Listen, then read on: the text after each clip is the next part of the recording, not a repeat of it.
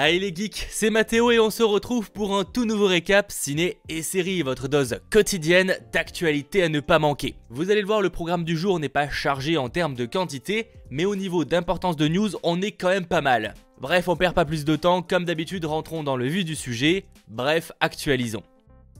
Pour débuter, je peux vous dire que la photographie principale de G.I. Joe Snake Eyes, qui a eu lieu au Japon ou encore à Vancouver depuis quelques semaines, est terminée. Snake Eyes qui sort le 21 octobre 2020 en France. Et oui, c'est dans pas très longtemps, on attend donc prochainement un trailer. Autre film dont vous me demandez souvent des nouvelles, le troisième opus de Jurassic World. Et ben là, on en a. Son réalisateur Colin Trevorrow confirme que le tournage a enfin commencé, et pour l'occasion, il publie une image avec le clap. Et que voit-on écrit Jurassic World Dominion. Globalement, voilà le titre du film. Dominion qui en anglais signifie domination, mais qu'on peut aussi voir comme ayant un lien avec les territoires, ce qui par rapport aux dinosaures qui sont maintenant en liberté sur le continent a plutôt du sens. La star Chris Pratt a lui aussi donné sa définition en écrivant « Souveraineté ou contrôle, la tentative de l'homme pour établir la domination sur la nature ». Il souligne d'ailleurs que le tournage devrait durer 100 jours. Bref, certes ce titre est moins glamour que Fallen Kingdom, mais on va s'y faire. Reste à voir en revanche si nous en VF ce sera traduit. Car bon, Dominion en VF ça fait clairement pas très vendeur. Je serais pas vraiment choqué que ça passe sur Domination. Jurassic World 3 Dominion sort le 9 juin 2021.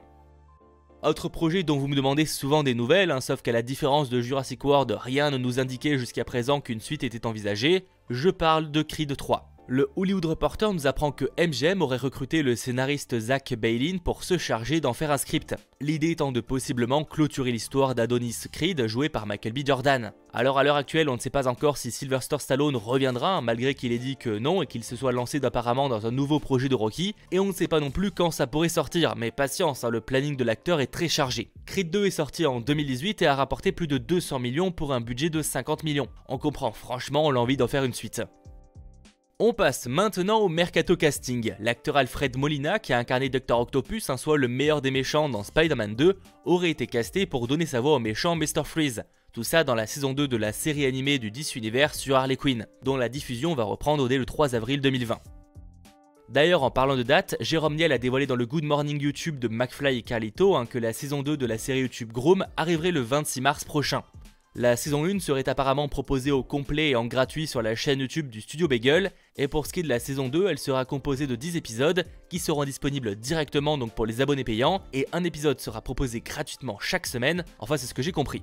Perso, c'était une assez bonne surprise, donc franchement je recommande.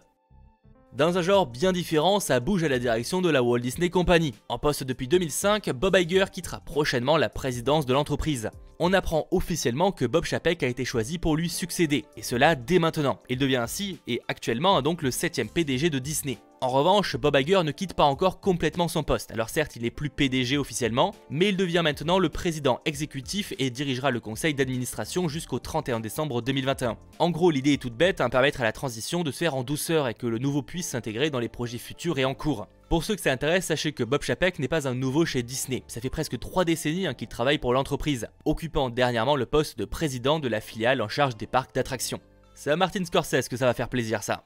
Bob Chapek a d'ailleurs réagi à cette promotion en déclarant qu'il est incroyablement honoré et humble d'assumer le rôle de PDG de ce qu'il croit être la plus grande entreprise du monde et de diriger ses membres et employés exceptionnels, talentueux et dévoués. Bon, c'est du commercial. Il souligne aussi que Bob Iger a fait de Disney la société de médias et de divertissement la plus admirée et la plus prospère, et qu'il a eu la chance de bénéficier d'un siège au premier rang en tant que membre de son équipe de direction.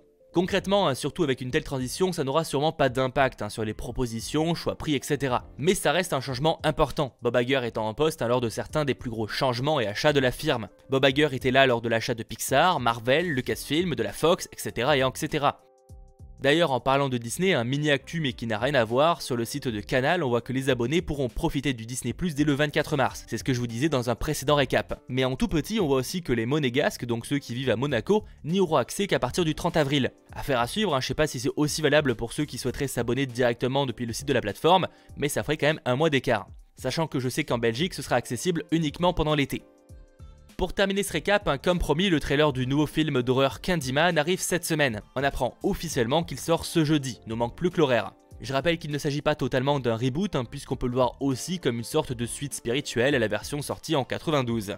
Voilà, c'est la fin de ce récap ciné et série, j'espère évidemment qu'il vous aura plu, et si c'est le cas, pensez à lâcher le petit pouce bleu et à vous abonner, et aussi à me rejoindre sur les réseaux sociaux, Facebook, Twitter et Instagram. J'essaye un maximum de vous partager l'actualité, et parfois même un peu en avant-première par rapport au récap. J'en profite aussi pour remercier RC qui devient super geek sur la chaîne, merci à toi de soutenir le projet, ça fait extrêmement plaisir. On se retrouve donc très vite pour de nouvelles vidéos, c'était votre geek Mathéo, ciao tout le monde.